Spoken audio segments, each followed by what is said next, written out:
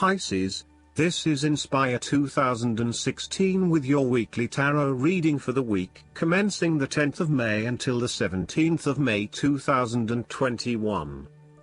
The first card for you is representing, how do you feel about yourself? Your card is the Eight of Pentacles. This is a time of learning new skills and a time of beginning something that one has not previously done. In this sense, the Eight of Pentacles indicates that you are experiencing or about to experience a change or a new beginning in terms of your work, education or financial circumstances. However, this card symbolizes a concentrated determination to master the new skill being learned and the single-minded effort of someone who has consciously chosen a new career path or creative undertaking. This card shows a diligent and hardworking attitude, and indicates that you are applying yourself fully to whatever is at the center of your attention. This card creates success through perseverance and individual initiative as opposed to luck or the generosity of others. The Eight of Pentacles suggests you are working your way at the finer details of the various aspects of your life, in an effort to continuously improve your situation. You may be unhappy with your current state and you know you need to make some important changes in your life to increase your overall satisfaction. This card is a really positive sign that you are committed to making those changes and to ensuring that you give yourself the best possible chance. Overall, this is a very hard-working and conscientious energy that is present in your life. The Eight of Pentacles is encouragement to keep doing what you are doing as it will eventually lead to success. Yes, it requires a lot of dedication, focus and patience, but as each day passes and as you stay true to your values and beliefs, you get a little closer to your goal. It may not be as apparent as you may like, but events are unfolding that will lead you to the right path. Continue working on yourself, too, and making ongoing improvements and adjustments to ensure that you are the best person you can be. The second card for you is representing, what do you want most right now? Your card is the Five of Swords. What do you want most right now is to finalize the conflict in your life. However, you are still engaging in conflict or finding yourself disagreeing with others, leading to tension and hostility. Despite thinking you have won, you may still end up the loser because you have hurt or annoyed others and have subsequently isolated yourself. You try to pick up the pieces and act as if the conflict is now in the past, but others have now lost faith in you and do not want to be around you. This might be one of those times when it feels like everyone is against you and you may lose some friends along the way. You will need to make a decision about whether your point of view is so important to you that it is okay to put your relationship with others in jeopardy, or whether you can compromise and try to see eye to eye with others. If you have been aggressive in your struggles, then you will soon accomplish your objectives.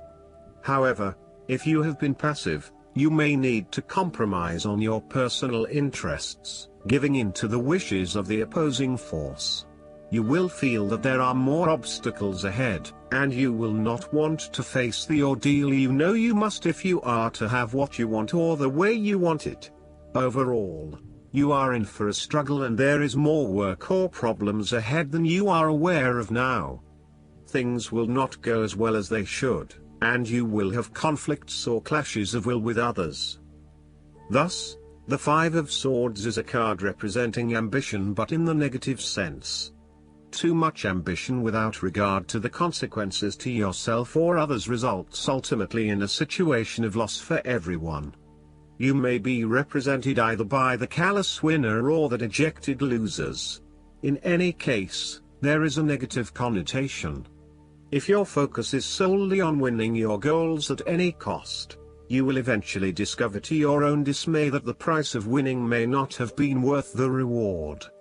Arrogance and pride often go hand in hand with a difficult triumph such as this, and you must be careful not to think you are invincible. You have overcome a challenge, And you have the right to feel proud, but know that there will be other rivals to face and that some of them will eventually defeat you. Boasting to others that you are invincible is an invitation for someone to prove you wrong. If your victory was won through cheating or unethical conduct, beware of an attempt at vengeance. The third card for you is representing your fears. Your card is the Page of Cups. You are afraid of escaping reality through drugs or alcohol. If this is not you, it can be someone around you who is running away from reality and living in their own world. This is a person who is emotionally insecure and unable to conduct healthy relationships as he expects too much and gives too little. He is lacking in self-love and self-acceptance, and may be emotionally abusive. This person has rampant and unfocused emotions, and may therefore get his or her feelings hurt without reason. He is suspicious, self-doubting, insincere, selfish and easily depressed. This may be someone you know or even a reflection of your shadow self. You or someone you know may also be prone to childlike tantrums and a loss of emotional control in the face of adversity. The reversal of the Page of Cups points to exaggerated emotional outbursts and a temperamental, overly dependent personality. The Page of Cups can sometimes indicate substance abuse, particularly if paired with the devil. You may be using drugs or alcohol as a way to escape your reality and to dream about a more favorable possibility. It will eventually catch up with you. Given the Page of Cups is reflective of your creative abilities, its reversal can indicate a creative block. Alternatively, you may feel thwarted when it comes to doing the types of stimulating, creative projects that you find really interesting but which may not bring in as much income as other things. The ideas are there, but you are having trouble figuring out how to make them into reality. The Page of Cups can indicate that you are following an inclination or a hunch but with little thought about whether it is realistic or not. You may be acting without thinking or allowing your immediate desires and emotions to seduce you, particularly if they go against your common sense, such as making a promise you cannot keep or a commitment that does not mean anything to you. The fourth card for you is representing what is going for you. Your card is the Four of Pentacles. You are very conservative about money and are not inclined to gamble in financial matters. You are very protective of what you have accumulated over time, and slowly and steadily you increase your net worth through saving money and safe investments. You are self-sufficient both financially and emotionally, as you often equate money with emotional security. This card also indicates possessiveness, greed and an overly cautious approach to life. You may be afraid to take risks, both financially and emotionally, for fear of losing everything that you have attained so far. As a result, you may be vaguely unhappy and unfulfilled. Deep down you are starting to realize that you have sold out for a conservative and overly safe approach to life. Thus, the Four of Pentacles indicates one of the dangers of prosperity, the temptation to value money far above its real worth. If wealth and financial success lead to a miserly or penny-pinching attitude, then you have found yourself in a narrow-minded state where nothing is perceived to have any significant value other than money. This attitude is an expression of extreme attachment to the material things of the world and is unhealthy in the long term. Sometimes, the Four of Pentacles can indicate an inflexible attitude that is resistant to change. You have already established a way of living that now works for you, so why change? Change appears to be a threat to your certainty, safety and security, and may place you at risk of losing all that is important to you. Any suggestion of doing things differently is therefore going to be met with resistance for fear of how it will impact your personal sense of security.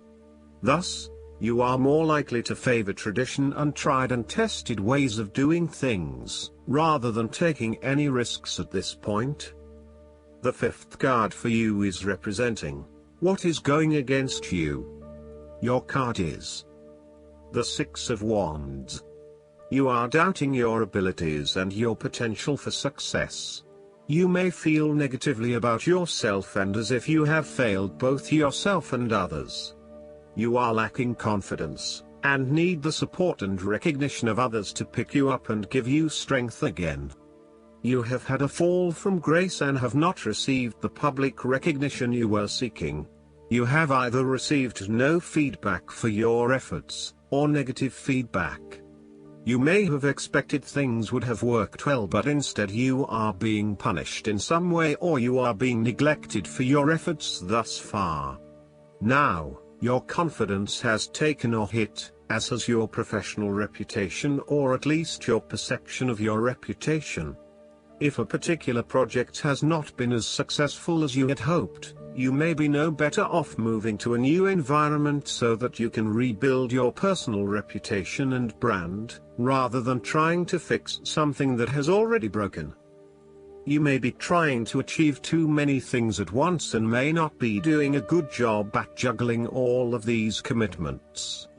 It may be best to focus on only a few things and do them well. This will help you feel more inspired and motivated about the activities you do commit to. This card can reflect the transitory nature of success. One moment, you are on top of the world because you have achieved great things, but then the expectation has been set that you will continue to perform to this level, and when you do not, then you are suddenly knocked down and criticized. While victory and triumph feel great at the time, recognize that it is only temporary and you will have to continue sustaining a high level of performance to be acknowledged. The last card for you is representing the likely outcome that you may have. Your card is the Seven of Pentacles. You do not want to keep putting your heart and soul into something if you are not getting the rewards for it, and no doubt, you have started to see that there are some areas in your life that are just become energy sappers but without the reward. If you have been working extra hard or putting in extra effort into something, it will finally pay off. Your effort will definitely be worth it and you will see the results and rewards for your labor.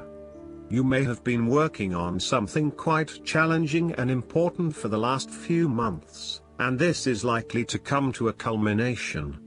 You are likely to see financial or other tangible rewards for all of your hard work.